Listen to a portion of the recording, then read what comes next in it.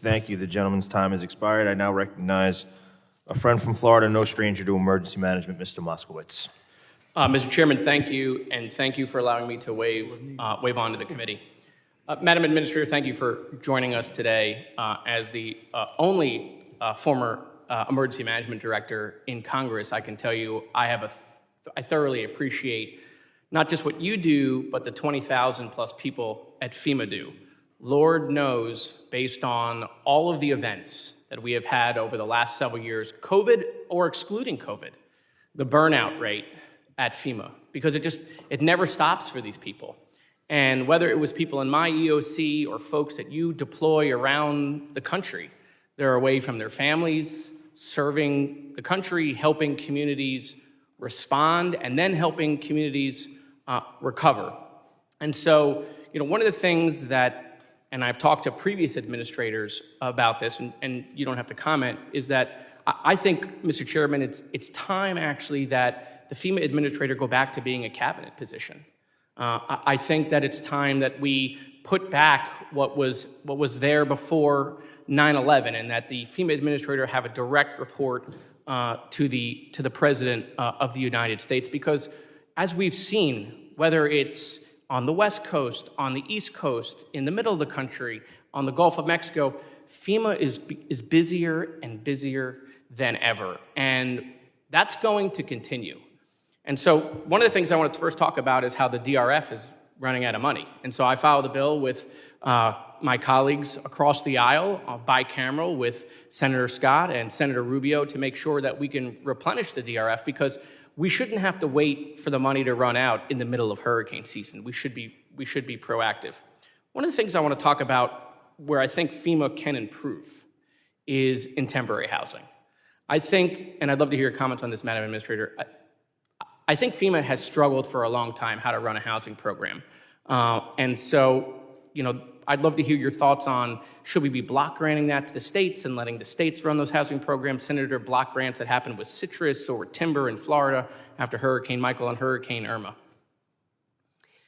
Congressman, I think that, we see across the country that there are housing challenges in our blue sky days. And these housing challenges are only exacerbated during the time of a disaster. I think one of the best things that we can do is work with our communities where we know that they're going to have these challenges and help them with pre-disaster housing plans and how we're going to be able to work together as a federal, state, and local government to support these housing initiatives. And I'm happy to say that we currently have an initiative underway in partnership with HUD, with 4 states, with New Jersey, Louisiana, Montana, and Washington, to do just that, to work with these communities and help them build these plans so we can implement housing faster. I don't disagree. There's a lot of improvement that needs to be made within the way that we can help these communities get back on their feet and into homes faster. I'm very hopeful that this program is going to give us some ways forward and some best practices, as we've seen some of the creative ways that they have been implementing already through the different disasters that we've had over the last couple of years. Yeah, and potentially less expensive. I mean, look, you work with all 50 state emergency management directors. You know their programs, you know who they are.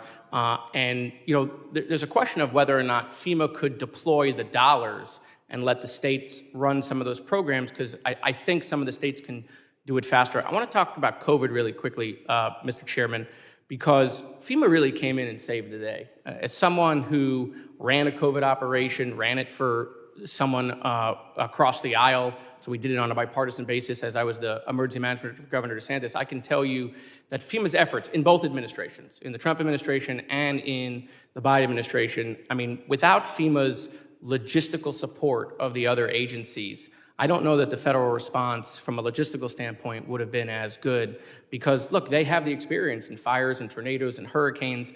And so when we were opening up testing sites and vaccine sites, how to run that logistical operation, how to get those resources deployed, how to do all that, I just want to thank FEMA. I want to thank all the people who work at your agency. I always believe people in emergency management, quite frankly, are taken for granted, because during blue skies, no one cares about us. They don't want to invest in us. But when gray skies happen and they need us, then all of a sudden they expect us to perform. And that's another thing that I think that the federal government can do better in. I think it's time that we invest more dollars into FEMA on a proactive basis to be working on better mitigation programs. It's shown that mitigation dollars save us money on the back end. And so with that, Mr. Chairman, thank you for allowing me to wave on to the committee, and I yield back. And thank you, Mr. Moskowitz, and thank you for your service to so many first responders and others. I now want to recognize